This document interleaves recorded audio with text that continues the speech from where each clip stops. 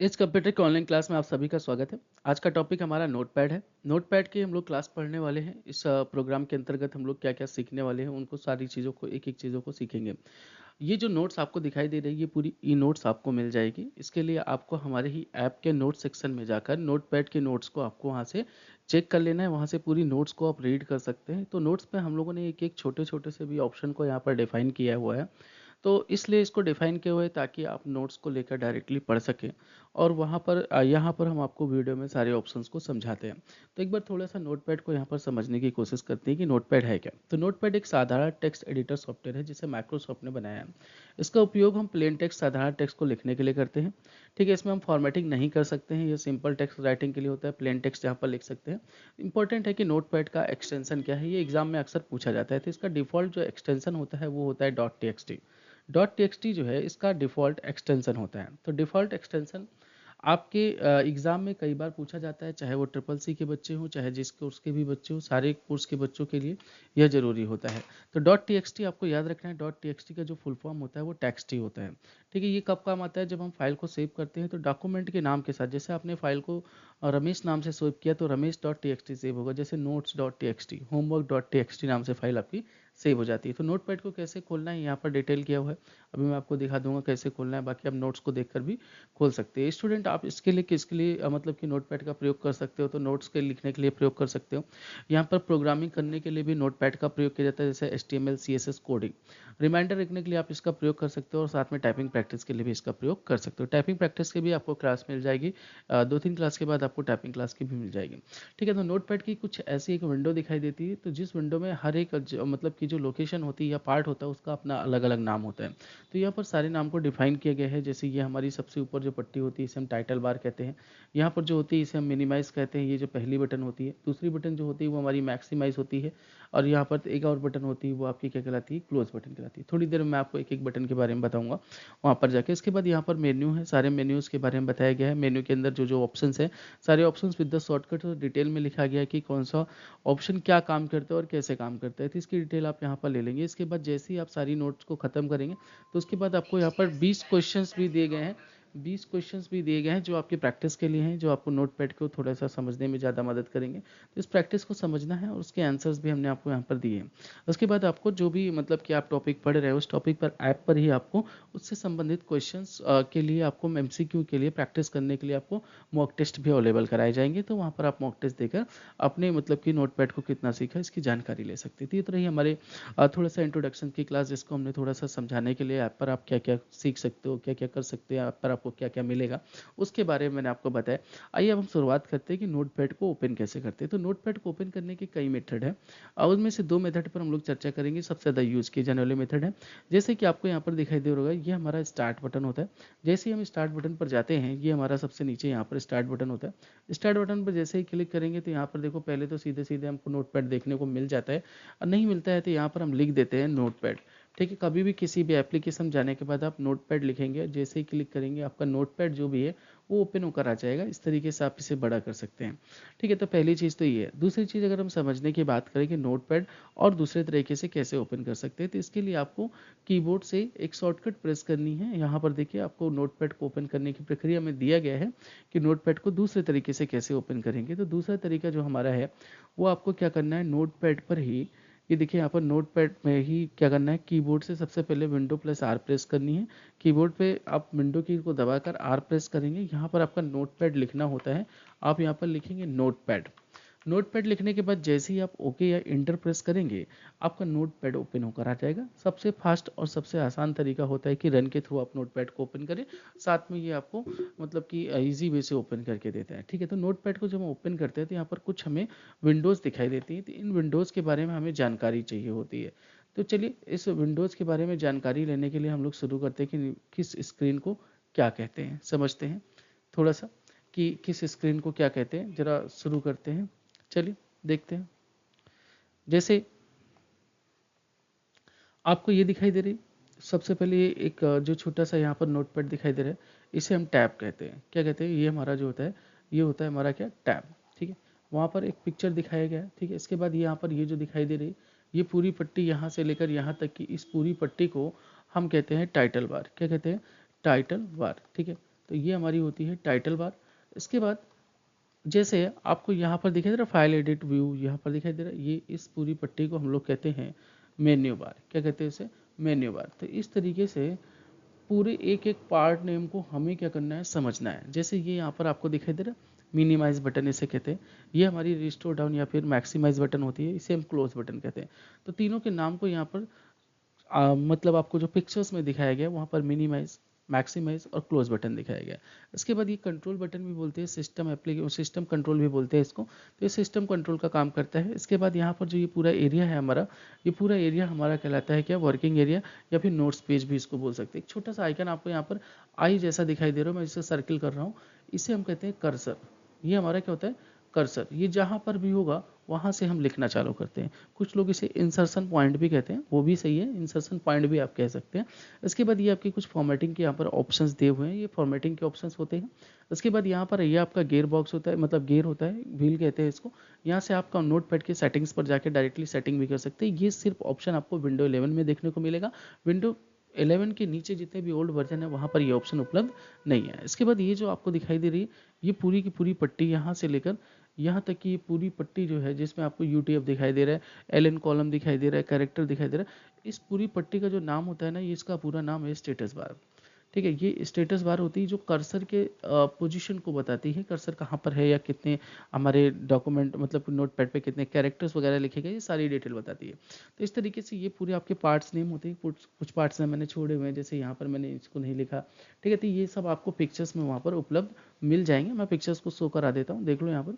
तो पिक्चर्स में ये सारी चीज़ें हम लोग डिफाइन की हुई है। ये देखो इधर मिनिमाइज बटन होती है, ये हमारी मैक्सिमाइज, ये क्लोज बटन होती है। यहाँ पर देखो गेयर आइकन इसको कहते हैं।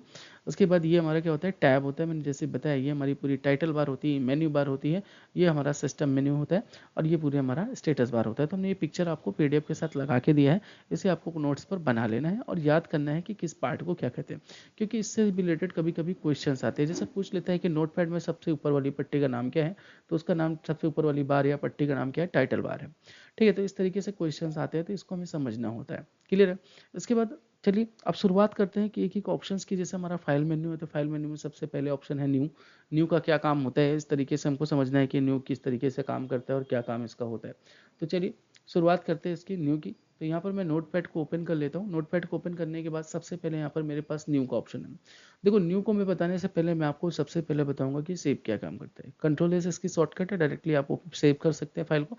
तो सेव क्या होता है, जैसे आपने कुछ भी कंटेंट को लिखा, ठीक है, थोड़ा सा फॉन्ट साइज को मैं ग्रो करने की, फॉन्ट साइज को थोड़ा सा ग्रो कर लेता हूँ यहाँ पर। तो फॉन्ट साइज को ग्रो करने के लिए चलो ठीक है, यहीं से यूज़ कर लेते हैं इसको। ठीक है, मैं टाइटल ही ले लेता हूँ। ठीक है, चलो यहाँ पर मैंने जैसे QWERT लिखा हुआ है, QWERT POIUI, मैं इस एक फाइल को सेव करना चाहता हूँ। सेव करने के लिए मैं सेव पर आता हूँ। यहाँ पर सेव का ऑप्शन मिल जाता है, डायरेक्टली Ctrl+S कीबोर्ड से प्रेस कर सकते हैं हम। और नहीं सेव करना चाहते तो हम यहाँ पर आके सेव पर क्लिक करेंगे। जैसे ही मैं सेव पर क्लिक करूँगा, ठीक है, तो मैं इसे यहाँ पर directly save as text file करेंगे। देखो, ये मार्कडाउन जो क्या होता है, ये मतलब कि कोडर्स के लिए होता है, तो इसलिए हम इसको थोड़ा सा इग्नोर करेंगे। सबसे पहले सेव एज टेक्स्ट फाइल करेंगे। सेव एज टेक्स्ट फाइल करने का सेव एज टेक्स्ट फाइल करने के बाद यहाँ पर सेव एज टेक्स्ट फाइल करने के बाद क्या करेंगे, जैसे कोई भी एक नाम यहाँ पर दे देते हैं। जैसे मैंने यहाँ पर QWERT ही दे दिया, डॉट, यहाँ पर डॉट कुछ नहीं लगाना, मैं एंटर कर देना है। तो ये फाइल देखो यहाँ पर QWERT.text नाम से सेव हो जाती है, जैसे कि आपको दिखाई दे रही है। नहीं दिखाई दे रही तो ये देखिए QWERT.text नाम से ये फाइल मैंने क्या किया है, सेव कर दिया है। ठीक है, तो ये मेरी फाइल जो है डॉट टेक्स्ट जो होता है वो ऑटोमेटिक लगता है। तो मैंने ये फाइल क्यों सेव किया है और मैं ऐसा क्यों कह रहा हूँ, देखो अब क्या होता है, जैसे हम एक नया पेज लेते हैं तो न्यू टैब लेते हैं, तो यहाँ पर देखो दो ऑप्शन है, एक न्यू विंडो और एक न्यू टैब है। देखो, न्यू टैब करने पर क्या होता है और न्यू विंडो करने पर क्या होता है, दोनों को समझेंगे। थोड़ा सा इसको समझते हैं। न्यू जैसे ही मैंने किया तो देखो यहाँ पर QWERT फाइल भी ओपन है और न्यू पर आकर मैं दूसरा काम भी यहाँ पर कर सकता हूँ। तो देखो, ये अगल बगल टैब खुले हुए, टैब को आसानी से हम स्विच कर सकते हैं। टैब को हम क्या कर सकते हैं, आसानी से स्विच कर सकते हैं। ठीक है ना? तो टैब होने का बेनिफिट ये है कि हम एक ही फाइल को फटाफट यहाँ पर क्या कर सकते हैं, स्विच करके देख सकते हैं। ठीक है ना?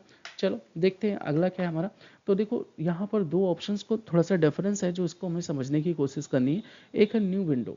देखो, अब जैसे अगर आपने टैब किया है तो टैब अगल बगल रहेंगे आसानी से। जैसे आपने यहाँ पर कुछ लिख रहे हैं, आपको दूसरे फाइल पे भी काम करना है तो दूसरे फाइल पे भी काम कर सकते हैं। लेकिन यहीं पर आपने क्या कर दिया, न्यू विंडो कर दिया। तो देखो ये यहाँ पर टैब बन के आ रहा था, अलग अलग टैब थे। यहाँ पर क्या हुआ, नोटपैड की एक अलग ही फाइल खुल गई, हमारे पास अब कई अलग अलग नोटपैड खुले हुए हैं। ठीक है, तो यहाँ पर न्यू विंडो करने पर नोटपैड की एक नई एप्लीकेशन रन हो जाएगा, और टैब करने पर टैब ही दूसरा खुल जाएगा, उसी में हमें क्या मिल जाएगा, दूसरा टैब मिल जाएगा। ठीक है ना, तो ये इस तरीके से इसका हम यूज़ कर सकते हैं, न्यू का और न्यू विंडो का। उसके बाद है new mark tab. New mark tab क्या होता है, न्यू मार्क टैब क्या होता है थोड़ा सा समझते हैं इसको भी। न्यू मार्क टैब देखो मैंने पहले बताया ये कोडर्स के लिए होता है, तो यहाँ पर कोडिंग वगैरह अगर आप करने जा रहे हैं तो उसके लिए आप यहाँ पर ये थोड़ा सा हेल्प करता है। ये पहले नहीं था लेकिन ये विंडो 11 से ये भी ऐड हुआ है, तो अभी के लिए हम इसको भी इग्नोर करके आगे बढ़ेंगे, जब कोडिंग पढ़ेंगे तो उसके साथ ही इसको भी समझ लेंगे। इसके बाद हमारा अगला ऑप्शन आता है ओपन। ओपन का काम क्या होता है समझो, जैसे आपने अभी एक फाइल QWERT नाम से सेव की थी, उस फाइल को आप आते हो यहाँ पर ओपन करने के लिए, तो यहाँ पर आके उस फाइल को आप ओपन कर सकते हो। ये देखो इस तरीके से इसे आप ओपन करके ला सकते हो। तो ये देखो यहाँ पर QWERT नाम की फाइल जो पहले कभी आपने सेव की थी उस फाइल को यहाँ पर आप ओपन कर सकते हो। ठीक है ना, तो इस तरीके से QWERT फाइल जैसे मान लो यहाँ पर बंद है और आपको जरूरत है कि आपको QWERT फाइल पे काम करना है, तो ओपन पे आके आप डायरेक्टली पुरानी फाइल को ओपन करके देख सकते हो। ठीक है, एक बहुत इंपॉर्टेंट चीज़ है जो मैं यहाँ पे आपको बता देता हूँ, न्यू यूजर्स के साथ बहुत होता है। देखो आपकी जो डिफ़ॉल्ट फाइल होती है ना, वो हमेशा याद रखना यहाँ पर कि डॉक्यूमेंट में सेव होती है। किस में सेव होती है, डॉक्यूमेंट में। तो ये देखो यहाँ पर डॉक्यूमेंट में कुछ फाइल सेव भी हैं, तो डॉक्यूमेंट में ये आपकी फाइल इस तरीके से सेव हो जाती है, तो यहाँ पर डॉक्यूमेंट को ही आपको फाइल को ओपन करने के लिए भी जाना है। डिफ़ॉल्ट लोकेशन आपका डॉक्यूमेंट ही होता है, ये बात याद रखना। कभी कभी क्या होता है हम सेव करते हैं और लोकेशन दूसरा ओपन में खुल जाता है और हमारी फाइल नहीं मिलती, तो हमें लगता है डिलीट हो गई थी, लेकिन ऐसा नहीं है। फाइल आपकी डॉक्यूमेंट में सेव होगी, जब भी आप आओगे तो इस वाले पैनल पर ध्यान दोगे, इसको ऊपर नीचे करके देखना, यहाँ पर आपको डॉक्यूमेंट मिल जाएगा, डॉक्यूमेंट पे आके अपनी फाइल को देख लेना। ठीक है ना, तो इस तरीके से काम करें। देखो इसके बाद विंडो 11 में एक फीचर्स और भी है कि रिसेंट फाइल भी यहाँ पर आपको शो हो जाती है। तो अगर रिसेंट फाइल वहाँ पर आपने सेव की है तो वो रिसेंट फाइल आपकी यहाँ पर शो हो जाएगी। जैसे मैंने यहाँ पर ये देखो, ये मैंने सेव कर दी यहाँ पर राजू नाम से एक फाइल। ठीक है, जब आप इसको सेव कर रहे हो, देखो यहाँ पर देखो मैंने राजू बस लिखा है और मैं सेव कर रहा हूँ, तो जब सेव करने के बाद आप आओगे तो TXT अपने आप लग जाएगा, राजू.txt। तो ये चीज़ इंपॉर्टेंट है, याद रखना TXT अपने आप लगता है। ठीक है, तो रिसेंट फाइल में आपकी करंट की सेव की गई फाइल्स यहाँ पर दिखेंगे। इसके बाद हम आते हैं सेव पर। सेव मैंने बताया कि सेव क्या होता है कि डायरेक्टली आप अपनी फाइल को सेव कर सकते हो। ये सेव इसलिए किया जाता है क्योंकि इन फ्यूचर आप कभी भी आपको आवश्यकता पड़ती है तो आप अपनी सेव की गई फाइल्स को ओपन करके देख सकते हो। ठीक है ना, उसके बाद एक ऑप्शन है सेव एज। जैसे मैंने राजू नाम की फाइल को राजू नाम से सेव किया हुआ है, बात को समझो थोड़ा सा। ठीक है, ये राजू नाम से एक फाइल सेव है, अब इसी को मैं दूसरी डुप्लीकेट कॉपी बनाना चाहता हूँ, तो मैंने यहाँ पर विमल नाम से इसी फाइल को फिर से सेव कर दिया। तो एक सेव की गई फाइल को जैसे आप दोबारा सेव करने जाओगे तो भाई नहीं होगी। देखो मैं सेव पे क्लिक कर रहा हूँ, कुछ हो रहा है क्या, नहीं हो रहा है, लेकिन सेव एज पर जितनी बार क्लिक करूंगा उतनी बार एक डुप्लीकेट फाइल बनकर सेव हो जाएगी। मैंने इसे कमल नाम से सेव कर दिया। ठीक है, तो कमल.txt हो गई। तो ये सभी फाइलें अभी यहाँ पर उपलब्ध है। मैं आपको बता दूं कि यहाँ पर सभी फाइलें उपलब्ध हैं। ठीक है ना, यहाँ पर देखो ओपन में जाना, ओपन में जाने के बाद देखो यहाँ पर देखो राजू भी है, कमल भी है और यहाँ पर देखो विमल भी है, तो सभी फाइलें यहाँ पर उपलब्ध होंगी। तो सेव एज से अब जैसे क्या हुआ, आपने कई टैब ले लिए यहाँ पर न्यू न्यू करके। ठीक है, सभी फाइलों को एक एक करके बार बार सेव में ना क्लिक करके एक साथ सेव एज में क्लिक करके एक एक फाइल आती जाएंगी और आप यहाँ पर सेव कर सकते हो। ठीक है, सेम एज सारी चीज़ें मैं आपको दिखा भी देता हूँ। सेम एज सारी चीज़ें हमारी यहाँ पर लिखी भी हुई हैं।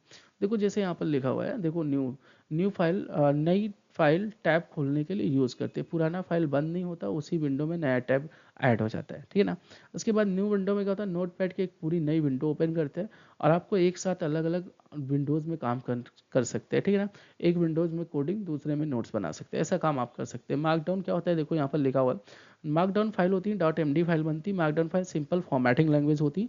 ठीक है, जैसे गिटहब फाइल्स होती है, डॉक्यूमेंटेंट्स होती है, हेडिंग्स और बोल्ड वगैरह के लिए इसका प्रयोग करते हैं। ठीक है ना, ओपन क्या होता है, सब पहले से सेव फाइल्स को ओपन कर सकते हैं। रिसेंट क्या होता है, हाल ही में खोली गई फाइल्स को लिस्ट दिखाई देता है। सेव एज क्या होता है, सेव क्या होता है, देखो करंट फाइल को सेव कर सकते हैं। सेव एज क्या होता है, फाइल को नए नाम से या लोकेशन पर सेव कर सकते हैं। सेव ऑल क्या होता है, सभी ओपन टैब्स को एक साथ सेव कर सकते हैं। ठीक है ना, पेज सेटअप। अब यहाँ पर हम लोग पेज सेटअप पढ़ने वाले, तो यहाँ पर देखो सारे ऑप्शंस हमने बड़े इजी तरीके से डिफाइन किए हुए हैं, आप यहाँ से भी समझ सकते हो। और यहाँ पर तो हम आपको प्रैक्टिकल दिखा ही रहे हैं कि प्रैक्टिकल आपको कैसे करना है। इसके बाद यहाँ पर देखो पेज सेटअप पे आओगे। पेज सेटअप पे जब आप आते हो, ठीक है, देखो मैं ये नहीं कह रहा हूँ कि वीडियो को एक बार में पूरा देखो। ठीक है ना। वीडियो को पॉज करके देखो, मैं पार्ट 1 पार्ट 2 में वैसे भी डिवाइड करूंगा वीडियो को, ताकि आप आसानी से समझ सको, ठीक है ना। तो थोड़ा थोड़ा पार्ट करके ही देखो वीडियो को, तो ज़्यादा अच्छा लगे। जैसे मैं फाइल के बाद एक नई वीडियो बनाऊंगा, ठीक है ना। तो अब देखो, जैसे यहाँ पर पेज सेटअप दिया हुआ है, तो पेज सेटअप में क्या करना है हमें, जैसे जो प्रिंटिंग पेपर है, देखो यहाँ पर बात हो रही है प्रिंटर से प्रिंटिंग करने वाले पेपर की, उसका पेज सेटअप है, ठीक है ना।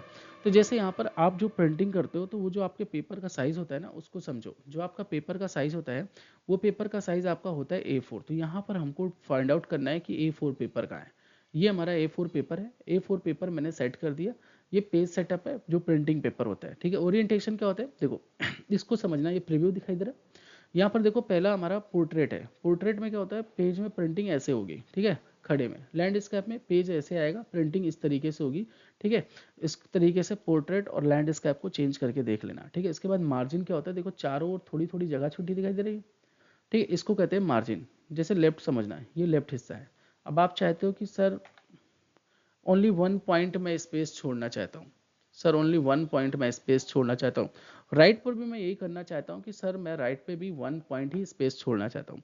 टॉप पर भी सेम थिंग है कि मैं 1 पॉइंट स्पेस छोड़ना चाहता हूँ। अभी देखो हमारा पेज जो चारों ओर थोड़ा ज़्यादा जगह छूट रहे थे, अभी क्या हुआ, अब चारों तरफ से हमारा पेज हो गया थोड़ा सा कम जगह छूट रही, बहुत कम। अब ऐसे में प्रॉब्लम आती है क्या, जब प्रिंटिंग के लिए हम पेज देंगे ना, तो वहाँ पर एक प्रॉब्लम यह आएगी कि पेज थोड़ा भी तिरछा होगा तो हमारा मैटर कट जाएगा, इसलिए मार्जिन भी देना जरूरी है। इसीलिए यहाँ पर हम 20-20 पॉइंट सब में मार्जिन कर देते हैं, ठीक है ना। उसके बाद हेडर में कुछ भी प्रिंट करना है उसके लिए आप हेडर पे दे सकते हो, फुटर में कुछ भी प्रिंट करना है उसको आप फुटर में दे सकते हो। इस तरीके से आप पेज सेटअप कर लोगे, पेज सेटअप करके छोड़ दोगे। पेज सेटअप के बाद हमारा ऑप्शन आता है अगला, क्या है हमारा प्रिंट का ऑप्शन है। प्रिंट पर क्या होता है, जैसे आपने जो भी मतलब प्रिंटिंग करनी है, आपको जो भी प्रिंटिंग करनी है, आपके पास जो भी प्रिंटर है, जैसे देखो यहाँ पर HP स्मार्ट टैंक 500 सीरीज का प्रिंटर है। आप यहाँ पे क्लिक करके जो भी मैटर है आपका यहाँ पर प्रिंटिंग के लिए आ जाएगा। बस आपको यहाँ पर सेट करना है थोड़ी सी चीज़ें, जैसे आपको कलर मोड प्रिंटिंग करनी है, high quality grey scale black इन, ठीक है, ब्लैक इन जो भी ब्लैक एंड व्हाइट प्रिंटिंग करनी करके प्रिंट दे दोगे, काम खत्म।